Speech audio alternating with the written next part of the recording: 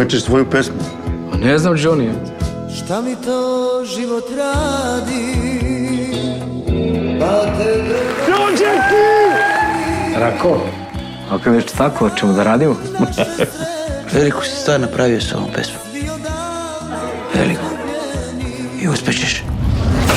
Za srećan zajednički život, neki. Film Nedelja, koji je oživeo uspomenu na popularnog muzičara Džeja Ramadanovskog, za 5 dana prikazivanja u Beogradu pogledalo je više od 100.000 gledalaca. Inspirisan istinitim događajima donosi priču o Džeju iz najranije mladosti pa sve do velikog uspeha koji je ostvario, ali i duh Dorćola 70. i 80. godina. Publika će imati priliku da vidi život popularnog pevača iz jednog novog ugla i bolje shvati kakav je Džej bio čovek, kao i to na koji način su događaji ljudi iz detinjstva i rane mladosti oblikovali njegov život. Nakon svečane premijere u Beogradu, koja je zbog velikog interesovanja morala da se održi u čak 5 sala, posjećenost u svim bioskopima u Srbiji i Crnoj Gori svakodnevno raste, a 26. januara film je premijerno videla i skopska publika.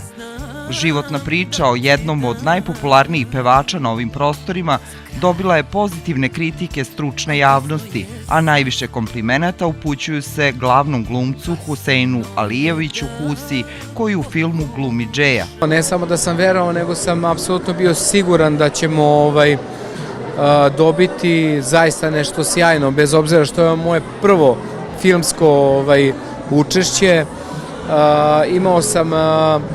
Imao sam na prvom mestu jako želju da lik i delo Džeja Ramadanovskog donesem u svet filmske industrije onako kako dolikuje. Znao sam da sam kapacitet za to, što su i ljudi iz filmskog sveta videli već na prvom castingu. Oni su me malo držali, onako nisu mi odmah rekli kao bravo. Doduše Boban Dedejić, casting menadžer koji me je zvao, njegova reakcija još na prvom castingu bila takva da je skočio sa stolice da me grli i ljubi. Ali ono što je bitno da danas, godinu dana nakon početka ovog projekta, imamo zaista ovaj divan film koji nosi jednu, na prvom mjestu rekao bih, istinitu priču o Džeju Ramadanovskom. Sad da budem malo jasniji gledaocima, mi ovde ne prikazujemo nešto što smo imali prilike da vidimo na primjer u filmu Toma, pošto je prirodno da se porede ta dva filma, nego nama je ideja bila ovde da prikažemo put Džeja Ramadanovskog od tih nekih ranih dana detinjstva, taj njegov težak i trnovit put do toga kada postaje najveća zvezda u zemlji. Dakle, bila nam je ideja da publici predstavimo upravo ono što oni, recimo, o Džeju su možda mogli da čuju, ali generalno nikako nisu mogli da vide ni da dožive.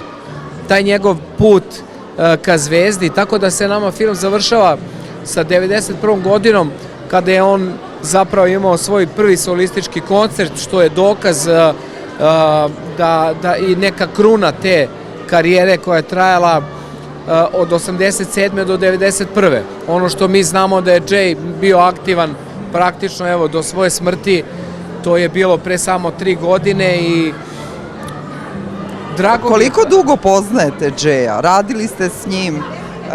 Neki kažu ličite na Džeja. A kako ste se upoznali? Mislim, na prvu loptu je ta neka naša slična genetika, što smo slični ne samo vizualno, nego što smo obojica pevači, plesači, znamo pokret i to sve. To je bila inicijalna kapisla da se ja dovedem u projekat. Karakteristično je to što ja sam zapravo Džeja i upoznao te 91. godine.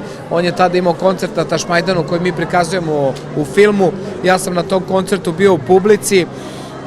Već posle tog koncerta smo se upoznali i ubrzo smo krenuli da sarađujemo, što je rezultiralo 92. godine na njegovom još većem koncertu na sajmu pred 30.000 ljudi koji smo otvarali zajedno, plesao sam s njim.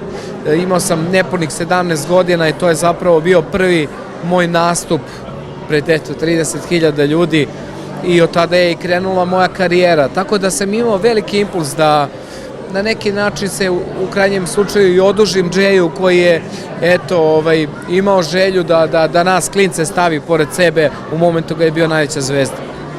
Kako je teklo možda to druženje? Šta je ono što možda još ne znamo, što biste vi iz života Džeja stavili u film? Znate šta, mislim da život svakog čoveka ne bi mogao da stane u jedan film. A kamoli život Džeja Ramadanovskog. Ja verujem da da bi mi mogli da napravimo film o jednom danu Džeja Ramadanovskog. Tako da mislim da će me gledaoci razumeti. Mi smo se trudili da ovde donesemo jednu priču, neke segmente iz njegovog života, da se poveže, otprilike napravi neka slika kako je on odrastao, kako je to njegovo okruženje bilo. Ovo nije klasičan film o Džeju Ramadanovskom. Znači, ovo je film o putu Džeja Ramadanovskog da postane najpopularniji pevač koji je bio upravo te 90. 91. 92. godine i taj film nas vraća, znači, u jedan stari Beograd, u jedno staro vreme kada su malo drugačije bila merila, drugačije druženje.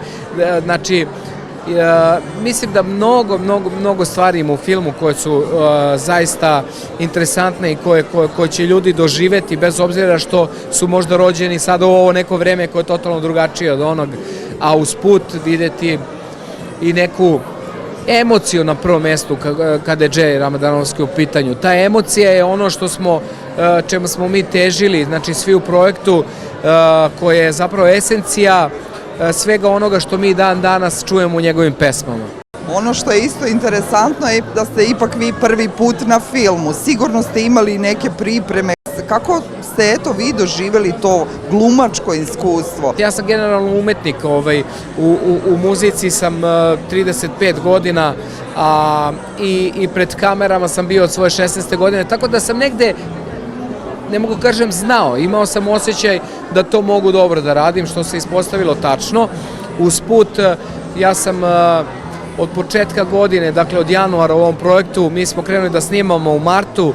Od januara do marta sam imao nekoliko radionica sa Ivanom Jeftovićem, koji je sam glumac i iz porodice je glumačke, tako da sam sa njim prošao neke male tajne tog glumačkog zanata, ali Ivanu je bilo jasno da imam kapacitet da ovo iznesem. Džej ima poreklo iz Makedonije, često je dolazio ovde. Je li pričao nešto o rodbini, o poreklu makedonskom? Pa, kad smo se mi družili, on nije nešto preterano pričao o tome. Naravno da smo se doticali toga zato što je i moje poreklo takođe makedonsko. Moji su iz Gostivara, njegovi iz Struge. Tako da ne znam, ništa nije slučajno. Možda otuda i ta neka sličnost između mene i njega. Želeo sam da vam kažem, pošto vas nešto što niste znali možda, Džej zapravo nije govorio romski jezik. Znamo da je Džej bio u jednom momentu ikona romske populacije na prvom mestu zato što se sredinom 80-ih i početkom 90-ih nije libio da kaže ja sam ciganin i da je vrte one šibice i sve to što ćemo mi vidjeti ovde u filmu.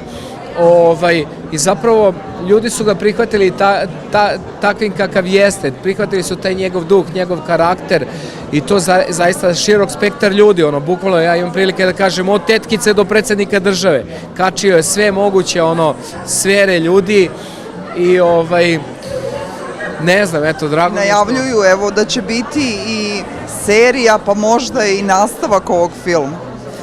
Ono što je sigurno da smo mi film zaključali, ovaj film ima tačku, ali opet ta tačka može da bude i zarez ako za to zaista bude potrebe.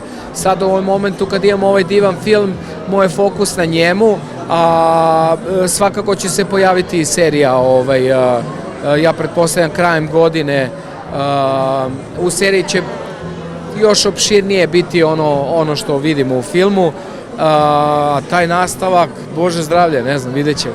Džej je poznat po baladama, jel to znači da je neku svoju tugu hteo da ispolji tako na taj način? Činjenica je da je neverovatna emocija u njegovim pesmama i u baladama, ali mislim i onim brzim pesmama kao Lubenica, mislim na dan danas se ljudi vesele i tuguju na njegove pesme.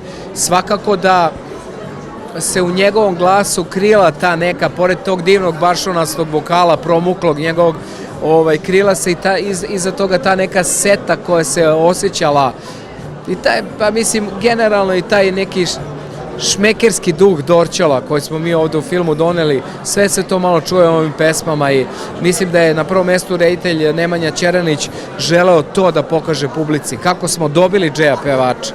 Karakteristično je da, eto, to je sada, nije toliko u prvom planu, naravno da je u planu Džej i sve ovo, ali nevezano od pesama Džejevi koje imamo u filmu, dakle Nedelja, zar ja da ti brišem suze, uspeo sam u životu, mi smo želi da zadržimo taj njegov vokal, te pesme koje slušamo i sami 30 godina, pa da ih tako čuju i ove nove generacije, ali ostale pesme u filmu sam otpevao ja, gde smo koristili tu današnju tehnologiju, da moj glas dobije njegovu boju.